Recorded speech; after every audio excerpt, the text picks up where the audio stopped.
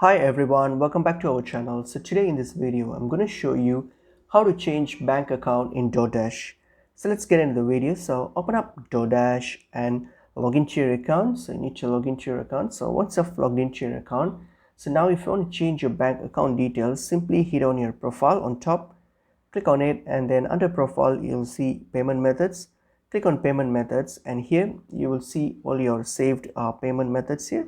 So if you want to make any changes to it, so simply select the payment method that you wish to change to, or if you want to add a payment method, you can simply select whichever payment method that's associated to your bank account. For example, if it's a new card, so you can just add your card, whatever that's related, that's associated with your bank account, so just add that card. And then if you want to delete a previous one, so you can simply swipe to your left, choose the one, and then swipe to your left, and then that's it. You will be able to delete it. So that's how you can change your bank account details in Doordash based on which payment method you have used. So that's pretty much it is. Hope this video was helpful. I'll see you in another video. Thank you.